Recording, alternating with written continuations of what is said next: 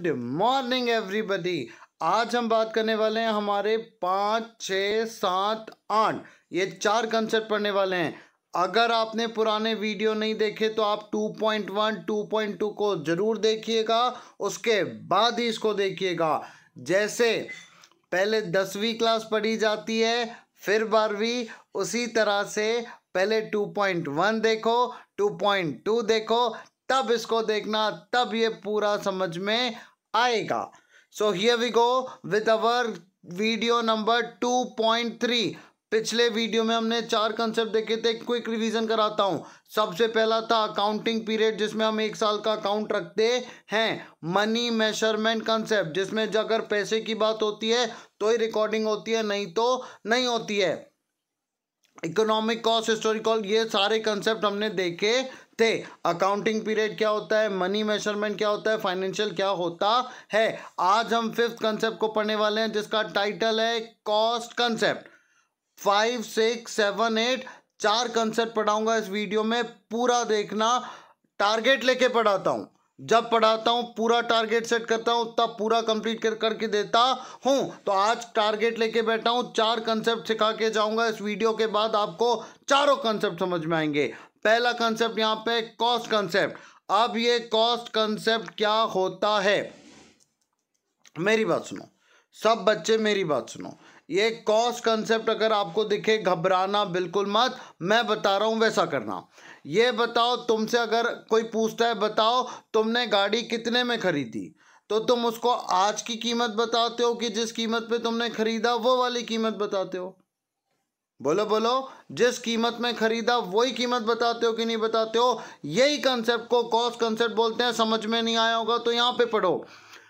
This cost concept requires that all assets are recorded in the books of account at their purchase price। ये concept बोलता है कि सारे asset को हमको रिकॉर्ड करना है किस पे? परचेज प्राइस पे, which include cost of acquisition, transportation. आपने टीवी खरीदी, टीवी 50,000 की है, ऑटो वाले ने बोला यहां से वहां तक लाके दूंगा 5,000 लूंगा, तो अब वो टीवी 50 की है कि 55 की हुई? 55 की हुई। वो 5,000 जो ट्रांसपोर्टेशन का पैसा था वो भी टीवी में जुड़ा कि नहीं जुड़ा? तो यही कॉस्ट कंसेप्ट बोलता है कि सारे असेट को रिकॉर्ड करना है अकाउंट की बुक में परचेज प्राइस पे, जिसमें acquisition, transportation, installation, ready to use. Asset को जब तक के रेडी करने का खर्चा है तब तक के का पूरा पूरा उसी असेट पे डाला जाएगा। This illustrate on June a plant was purchased 50 lakh. एक शिवा इंटरप्राइज नाम की कंपनी है, उसने प्लांट खरीदा कितने लाख का? 50 लाख का। उसने मैन्युफैक्चरिंग डिटर्जेंट पाउडर है, 10,000 उसके ट्रांसपोर्टेशन पे लाया, फैक्ट्री में उसने 15,000 रिपेयर पे लगाया, 25,000 इंस्टॉलेशन पे लगाया। अब वो प्लांट इसको 50 लाख का नहीं है, वो प्लांट की कीमत बताया जाएगा 50,50,000। ये 50,000 क्या है? ये 50,000 उस असेट पे लगा वाला ट्रांसपोर्टेशन, रिपेयर, इंस्टॉलेशन है जो हमको उसी असेट पे लगाना है, और यही कहलाता है कॉस्ट कंसेप्ट। और सुनना, पूरी चीज जोड़ दो। और the concept of cost is historical in nature. It is something which has been paid on the date of acquisition. खरीदते टाइम जो पैसा लगाया वही बोलते हैं। हर दिन नहीं बदलते कि आज ये असेट इतने का बढ़ गया तो घटा लो, घट गया तो घटा लो, ये नहीं करना है। For example, if a building has been purchase 2.5 crore, 2.5 crore की बिल्डिंग है, the purchase price same all the year to come, though the market value में चेंज। मार्केट में कीमत बढ़ेगी घटेगी, पर आपको बढ़ाना नहीं है, घटाना नहीं है, आपको उसी कीमत पे बताना है जिसमें आपने खरीदा है, और यही कंसेप्ट कहलाता है cost concept. Fine. Cost acquisition तत्काल पता चल जाती है। कुछ थोड़ी सी लिमिटेशन है हिस्टोरिकल कॉस्ट बेसिस पे, वो हम बाद में देखेंगे कब क्या करना है। अभी के लिए इतना समझो, हम असेट को, जिस भी असेट को खरीदते हैं उसके ऊपर जितना भी हमने कॉस्ट लगाया है, खरीदने के बाद भी जितना खर्चा किया है रेडी टू यूज तक के, वो पूरा उसी असेट पे डालना है। रेडी टू यूज मतलब होता है उसको आप बिल्कुल आप चला सकते हो, असेट को रेडी टू यूज। आप इस्तेमाल कर सकते हो तब तक के जितना खर्चा किया पूरा पूरा उसी असेट पे लगाना है। और कभी भी कोई आपसे कॉस्ट पूछे तो उसको HC हिस्टोरिकल कॉस्ट बताना है जिस पे आपने खरीदा है, आज की कीमत नहीं बताना। मैंने घर खरीदा था 50 लाख में, आज इस घर की कीमत 55 लाख है, तो मैं ये नहीं बोलूँगा, मैं बोलूँगा ये घर मैंने खरीदा था 50 लाख में। अलग अलग कॉस्ट होती है, फिक्स कॉस्ट होती है, वेरिएबल कॉस्ट होती है, कई प्रकार की कॉस्ट होती है। मैं जो बता रहा हूँ उस कंसेप्ट को समझो।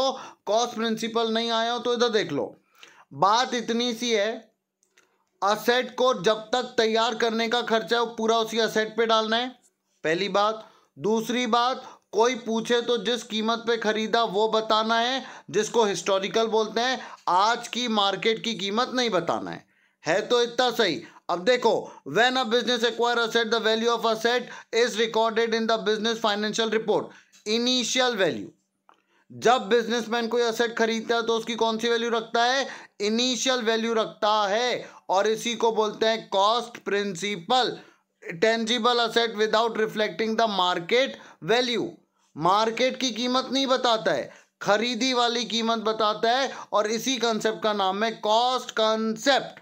एडवांटेज भी है, डिसएडवांटेज भी है, हिस्टोरिकल कॉस्ट भी कहलाता है। Record asset, cash amount, time of asset was purchase और एक्वायर। अमाउंट रिकॉर्ड में भी इंक्रीज इन इंप्रूवमेंट। मार्केट में कुछ भी होगा, इसको कुछ करने की जरूरत नहीं, इसने जिस कीमत पे खरीदा है ये वही बताता है। इसी को यही कहलाता है कॉस्ट कंसेप्ट प्रिंसिपल। मेरे साथ सब बच्चे बोलो जिसको कॉस्ट कंसेप्ट समझ में नहीं आया, बोलो हमको, मैं इसको बड़ा करके बताता हूँ, बोलो हमको जितने पे असेट खरीदा है उतना बताना है, जितनी कीमत पे आपने असेट खरीदा है वही कीमत आपको बताना है, पहली बात। और दूसरी बात आपको ये याद रखना है, उस असेट को जब तक के रेडी नहीं किया तब तक के जितना खर्चा आएगा वो पूरा उसी असेट पे जाएगा और कोई नाम से नहीं जाएगा। खत्म। नेक्स्ट कंसेप्ट मैं आपके सामने लेके आ रहा हूं जिसका टाइटल है ड्वेल एस्पेक्ट कंसेप्ट। ड्वेल का मतलब ही होता दो, बोलो ड्वेल का मतलब ही होता दो। बड़ा सरल कंसेप्ट है, ऐसी समझ में आ जाएगा, पहले ही समझा दे रहा हूं। ड्वेल एस्पेक्ट कंसेप्ट का मतलब होता है हर डेबिट का बराबर क्रेडिट होगा, जितना असेट आएगा उतनी लायबिलिटी जाएगी। बिजनेस के पास ठेंगा कुछ भी नहीं रहेगा, बिजनेस के पास ठेंगा कुछ नहीं रहेगा। अगर कोई पैसा लगाएगा तो बिजनेस उसका देनदार बन जाएगा, किसी से उधार खरीदेगा तो उसका लेनदार बन जाएगा, अपने पास कुछ नहीं रखेगा। और इसी का नाम है ड्वेल एस्पेक्ट, बोलो इसी का नाम है dual aspect. Dual aspect is the foundation of basic principle of accounting. इसी प्रिंसिपल से अकाउंटिंग चलती है। It provide the very basis of accounting into the book of account. अगर ड्वेल एस्पेक्ट नहीं रहेगा तो अकाउंटिंग ही नहीं होगी। हर ट्रांजैक्शन का यहाँ पे दो अफेक्ट होगा, बोलो हर ट्रांजैक्शन का कितना अफेक्ट होगा? दो अफेक्ट होगा। हर ट्रांजैक्शन का दो अफेक्ट होगा, देयरफॉर रिकॉर्ड टू प्लेस। हर ट्रांजैक्शन को कितनी जगह लिखा जाएगा? दो। Two account will be involve in recording a transaction. हर ट्रांजैक्शन को रिकॉर्ड करने में कितने अकाउंट का असर पड़ेगा? दो। This can be explain with the example, Ram started business by investing 50 lakh. Ram ने बिजनेस शुरू किया है 50 लाख में। एक तरफ हमारे पास में असेट आएगा कैश के रूप में 50 लाख, और दूसरी तरफ लायबिलिटी आ जाएगी राम के नाम से 50 लाख। देने वाले को भी एक अलग देखा जाता है, बिजनेस के मालिक को भी एक अलग व्यक्ति देखा जाता है जिससे हमने उधार लिया। बिजनेस का अपना कुछ नहीं है, सब लगाने वाला लेने वाला, जैसे अपन बोलते हैं ना अपना कुछ नहीं है सब ऊपर वाले का है, ऐसे ही अकाउंटिंग में होता है। बिजनेसमैन भी जो पैसा लगाता है हम बोलते हैं कि हमारा बिजनेस इसका कर्जदार है। नगद खरीद के लाते हैं तो कैश जाता है, उधार खरीद के लाते तो व्यक्ति का नाम आता कि इसको इतना देना है। These are the two aspect which is called dual aspect. Owners equity equal amount may be given in the two time, it is called capital account. एक और एग्जांपल से समझो, एक और एग्जांपल से समझो। Let us take another example. Suppose the firm purchase goods worth 10 lakh on cash. Firm ने 10 लाख का सामान खरीदा कैश। बोलो पैसा गया, सामान आ गया। पैसा घट जाएगा, सामान बढ़ जाएगा। This is known as dual effect. दो असर, एक घटा एक बढ़ा, पैसा घटा तो सामान बढ़ा. This will increase on asset in the stock. On the other and reduce the asset in the नाम ऑफ कैश. कैश घट जाएगा, स्टॉक बढ़ जाएगा. मशीन लाई 30 लाख की क्रेडिट पे. क्रेडिट मतलब उधारी. उधारी बड़ी सरल है. आपने उधारी में मशीन लाई, मशीन बढ़ जाएगी और दूसरी तरफ बढ़ जाएगा लेनदार जो छाती पे खड़ा है, बोलेगा लाओ 30 लाख की मशीन दी है, लाओ पैसा, लाओ पैसा. इसी को कहते हैं ड्यूअल एस्पेक्ट, जिसमें सारे असेट, लाइबिलिटीज और कैपिटल को मिला के बनते हैं. बिजनेस का अपना कुछ भी नहीं है और इसी कंसेप्ट को कहा जाता है ड्यूअल एस्पेक्ट. एवरी ट्रांजैक्शन, हर ट्रांजैक्शन का होता है डेबिट और उतना ही होता है क्रेडिट. इसी कंसेप्ट का नाम है ड्यूअल कंसेप्ट. देखो मैंने आपको दो कंसेप्ट बताए. कॉस्ट कंसेप्ट, आपको असेट को तैयार करते समय जितना पैसा लगा वो उसी असेट में लगाना है और इसी कंसेप्ट का नाम है कॉस्ट कंसेप्ट. कंसेप्ट याद रखना, अकाउंटिंग करते टाइम बहुत मदद आएगी. ड्यूअल एस्पेक्ट में हर ट्रांजैक्शन जितना डेबिट हुआ उतना ही क्या होगा, credit. The concept of dual aspect estate business recording financial transaction book of account. The entity mention every should impact the account of the business. Every financial transaction shall be recorded in 2 account. ये concept बोलता है सारा का सारा transaction कितने account में होगा, 2 account में होगा. Every transaction in at least 2 account. अगर एक डेबिट होगा तो दूसरा क्रेडिट होगा उतने से ही. और इसी का नाम है डबल एंट्री, जो हमको जीवन भर करना है. जब तक अकाउंट पढ़ेंगे यही करना है. असेट बराबरी से लाइबिलिटीज प्लस कैपिटल, यही ड्यूअल एस्पेक्ट है. डबल एंट्री है, इसमें 2 एस्पेक्ट रहेंगे. बोलो कितने एस्पेक्ट रहेंगे, 2. और यही अकाउंटिंग इक्वेशन बनाने वाली है. To ensure a comprehensive and complete record, 2 entries. कितनी एंट्री, 2 एंट्री. बस बस बस. बिजनेस का अपना कुछ नहीं है. एक हो जाएगा डेबिट और दूसरा हो जाएगा क्रेडिट. खत्म. देखो मिस्टर ए ने बिजनेस स्टार्ट किया, कैश से इतने डॉलर का लगाया. इससे क्या होगा, देखो कैश आ जाएगा, असेट बढ़ जाएगा और कैपिटल आ जाएगा उस व्यक्ति के नाम से जिसने पैसा लगाया है. देख लो ध्यान से, ये देखो, ये देखो, कैश आया और तत्काल कैपिटल में वो आ गया. इसी को बोलते हैं ड्यूअल एस्पेक्ट, जितना इधर उतना उधर. दस concept is based on the fact something is given by someone else receive. Business का अपना कुछ नहीं है, कोई देने वाला कोई लेने वाला.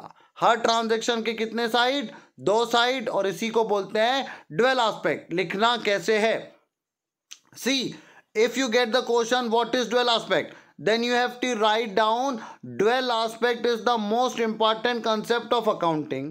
With the help of this dual aspect concept we do all accounting.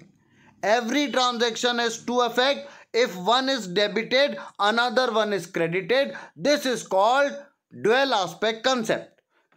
Shabash. You can also state an example. If a person start business with cash, then we have to debit cash account and credit capital account, assets and liabilities. You can say all this thing, कोई दिक्कत नहीं. Equation लिख के आ जाना, asset is equal to liabilities plus capital. 2 concept हो गए. Cost concept, asset की सारी वैल्यू रेडी टू यूज करके किस में जाएगी, उस पर्टिकुलर असेट में.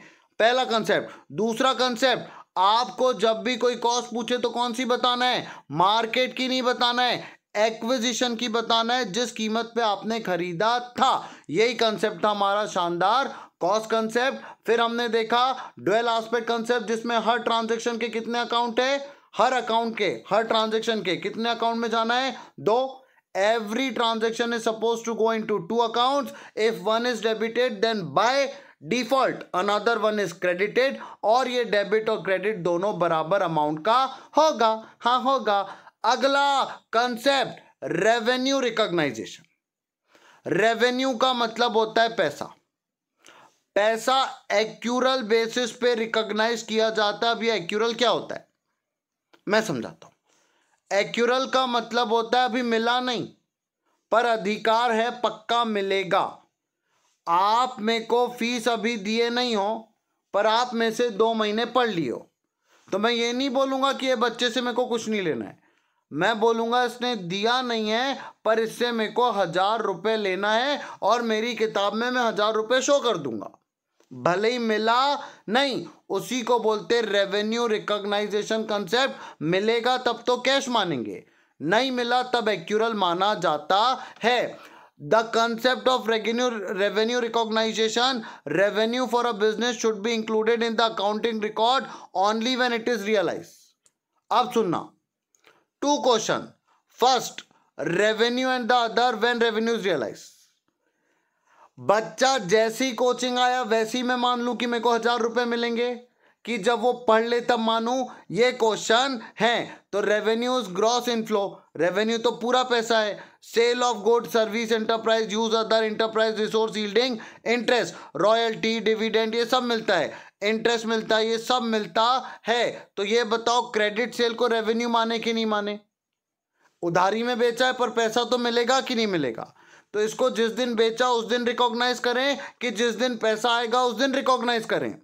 तब बोलता है रेवेन्यू रिकॉग्नाइजेशन कंसेप्ट कि जब आपको सर्टेनिटी बन गई है, निश्चितता बन गई है कि नहीं ये व्यक्ति से पैसा आएगा, तब आप उसको लिख लो। और यही कंसेप्ट कहलाता है रेवेन्यू रिकॉग्नाइजेशन कंसेप्ट। मैं बता रहा इस कंसेप्ट को और अच्छे से बता रहा हूं, सुनना। Revenue recognization is a principle future of accrual accounting. यही प्रिंसिपल फ्यूचर है एक्यूरल अकाउंटिंग का। It required that revenues are recognised on the income statement in when they are realised earn rather than when cash is receive. ये principle बोलता है कि revenue तब नहीं लिखा जाएगा किताब में, रेवेन्यू तब नहीं माना जाएगा जब कैश आएगा। रेवेन्यू तब माना जाएगा जब हमको जो काम बोला था वो हमने कर दिया और अब हमारा अधिकार है, हम इस व्यक्ति से पैसे ले सकते हैं। पैसे मिले नहीं फिर भी किताब में लिखा जाएगा कि यहां से इतना पैसा आएगा, और इसी कंसेप्ट का नाम है रेवेन्यू रिकॉग्नाइजेशन कंसेप्ट। बात ध्यान से सुनो। आप स्कूल गए 1 महीना, अब स्कूल वाला बोलेगा ये बच्चे ने एडमिशन ले लिया है, मेरे को इससे 10,000 रुपये आएगा, फटाक से किताब में लिख दो। एडमिशन कंफर्म हुआ, वैसे ही वो 10,000 को अपने मन में लिख लेगा, और इसी को बोलते हैं रेवेन्यू रिकॉग्नाइजेशन कंसेप्ट। इसमें रिस्क ट्रांसफर हो जाना चाहिए सेलर से बायर के पास, आपके पास नहीं हो जाना चाहिए। कंट्रोल नहीं होना चाहिए, हमारा कोई भी कंट्रोल नहीं होना चाहिए, और एश्योरेंस मिल जाना चाहिए कि हाँ जब बच्चा 1 महीने स्कूल में पढ़ा इसका मतलब पक्का फीस देगा, और जो अमाउंट हमने अर्न किया है वो हम मेजर कर सकते हैं, और जो कॉस्ट है वो हम उसको बता सकते हैं कि किस पीरियड का है, कितना है। ये 5 बातें अगर हो रही है तो हमको उसको फट से रेवेन्यू मान के खट से किताब में लिखना है। असेट हमारे पास से चला गया, पैसा मिलेगा, ये बात पक्की हो गई, तो उसको लिख डालो, और यही कंसेप्ट का नाम है रेवेन्यू रिकॉग्नाइजेशन। तीनों कंसेप्ट रटाता हूं, बोलो। कॉस्ट कंसेप्ट ये बोलता है कि हिस्टोरिकल कॉस्ट बता दो कोई पूछे तो, और असेट को लाने तक के, इस्तेमाल करके रेडी करने तक के जितना खर्चा लगता है वो उसी असेट पे लिख दो। कौन सा concept? Cost concept. Cost concept के बाद अगला कंसेप्ट आता है, अब भी अपन ने देखा रेवेन्यू रिकॉग्नाइजेशन। इसके पहले एक और कंसेप्ट देखा जो क्या था, हाँ तो वो कंसेप्ट ये बोलता है कि सुनो, ड्वेल एस्पेक्ट है। कितने एस्पेक्ट है? ड्वेल एस्पेक्ट है। हर ट्रांजैक्शन का जितना डेबिट होगा उतना क्या होगा? क्रेडिट। कॉस्ट कंसेप्ट बोलता है सारी कीमत एक साथ लिखो। ड्वेल एस्पेक्ट बोलता है कि दो अकाउंट में लेके चलो। रेवेन्यू रिकॉग्नाइजेशन वाला बोलता है जैसे ही पक्का पता चल गया कि पैसा आएगा इसको रिकॉर्ड कर लो। लास्ट कंसेप्ट है आज का, वैसे 13 है, 13 में से पिछले वीडियो में हमने 4 देखे, और इस वीडियो में हमने 4 देख के टोटल कंप्लीट कर लिए 8। अगले वीडियो में रिमेनिंग 5 लेके आता हूं, और फिर हम चालू करेंगे हमारा डेबिट क्रेडिट अकाउंटिंग करना शुरू। मैचिंग कंसेप्ट आज का लास्ट। मैचिंग कंसेप्ट भी ऐसे ही समझ लो। मैचिंग कंसेप्ट का सिंपल सा मतलब होता है हर साल की जो इनकम है और हर साल के जो एक्सपेंस है वो सेम होना चाहिए। इनकम और एक्सपेंस दोनों को बराबर मैच करते चलो प्रॉपर पीरियड से। The process of assessing the amount of profit and loss incurred particular period deduction related expense from the revenue earn. जो रेवेन्यू में जितना एक्सपेंस लगा उसको उसी पीरियड में डाल दो और अलग कर दो। अकाउंटिंग पीरियड का यहां पे हमको फॉलो करना है, रेवेन्यू को मैच करना है एक्सपेंस के साथ। Already student revenues recognise when a sale is complete और service is render rather than cash is receive. Revenue कब मान लिया जाता है? जब सर्विस दे दी जाती है। जब कैश मिलता है तब नहीं बोलते रेवेन्यू। जब सर्विस प्रोवाइड कर दी, पक्की बात है, मैंने इलेक्ट्रिसिटी का बिल भर दिया तो इलेक्ट्रिसिटी का मेरा काम हो गया। अब इलेक्ट्रिसिटी वाला बोलेगा आज बिजली दी, आज पैसा आया। हाँ, जिस दिन से उसने बिजली भेजना चालू किया उस दिन से उसने रेवेन्यू को रिकॉग्नाइज करना शुरू किया। आज तो मैं पे कर रहा हूं। तो वो यही बोल रहा है कि जब हमने किसी को सर्विस दी तो हमने क्या रिकॉग्नाइज कर दिया? रेवेन्यू। तो उस सर्विस से रिलेटेड जितने एक्सपेंस है, जिस साल ये रेवेन्यू आपके पास में आ रहा है वो एक्सपेंस भी उसी साल में डालो। रेवेन्यू और एक्सपेंस को मैच करो और यही कंसेप्ट कहलाता है matching concept. Expense such as salary, rent, insurance are recognised on the basis of period divided over a period during which the asset is use. ये थोड़ा सा ऊंचा कंसेप्ट है। डेप्रीसिएशन वगैरह क्या क्या होता है, कैसा कैसा होता है, भरोसा रखना सब पढ़ा के दूंगा। अभी जितना आपके दिमाग में आएगा वो मैं बता के देता हूं। मैचिंग कंसेप्ट बोलता है आपका जितना रेवेन्यू आया ना उसको मैच कर लो पूरा, उससे रिलेटेड जितना आपने एक्सपेंस किया है ये दोनों उसी अकाउंटिंग ईयर में करो। जिस साल पैसा आया उसी साल उससे रिलेटेड पूरे खर्चे डालो। ऐसा नहीं कि अगले साल, ऐसा नहीं कि अगले साल। Matching concept refer to the concept with the state that expense should be book at the same period. Expense जो है वो सारे एक ही पीरियड में बुक होना चाहिए। When the revenue is earn, expense भी उसी साल डालो जिस साल रेवेन्यू आप ले रहे हो। Matching revenue with expenses, matching concept में रेवेन्यू को मैच करना है एक्सपेंस के साथ सेम ईयर में, खत्म, और कुछ नहीं है। देख लो, एक्सपेंस जितने हैं उसी पीरियड में आपको रेवेन्यू को भी रिकॉग्नाइज करना है। एक्सपेंस और रेवेन्यू दोनों मैच होना चाहिए, एक समान एक ही साल के होना चाहिए। Matching concept is a sense expense are paid at the same as the revenue. इसको बोलते हैं cause and effect relationship. Expense और रेवेन्यू दोनों क्या होना चाहिए? मैच होना चाहिए। आपको उनको दोनों को अच्छे से लिखना है। आप कैश को रिकॉग्नाइज करते हो कब? जब आप सर्विस प्रोवाइड कर देते हो तब। तो एक्सपेंस को भी रिकॉग्नाइज कर लो तभी जब आपने उसके रिलेटेड काम किया है। पे कभी भी करो, एक्यूरल बेसिस पे एक्सपेंस को भी रिकॉग्नाइज करते चलो। देखो ध्यान से एक एग्जांपल से वाला कंसेप्ट आपको क्लियर कर देता हूं। मेरे को बच्चों ने फीस देना शुरू कर दिया।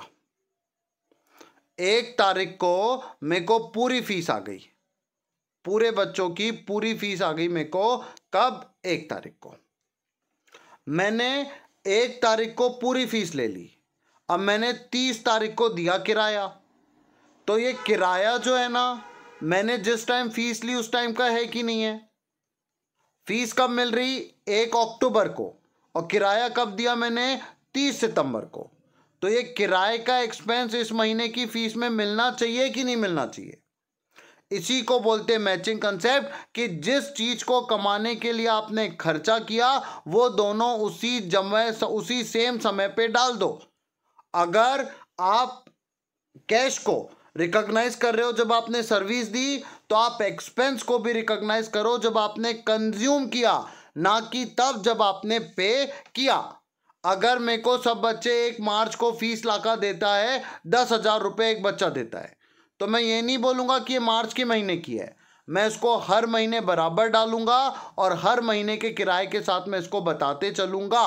भले ही दूंगा नहीं, पर नोट करते चलूंगा और वही कंसेप्ट कहलाता है मैचिंग कंसेप्ट। आई होप आपको 4 कंसेप्ट समझ में आए। जिसको नहीं आए एक बार सुन के जाओ, अभी पूरा आ जाएगा। सबसे पहला कंसेप्ट है कॉस्ट कंसेप्ट, जो बोलता है असेट को उसी कीमत पे बताओ जिस पे आपने खरीदा है, मार्केट की कीमत पे बताने की जरूरत नहीं।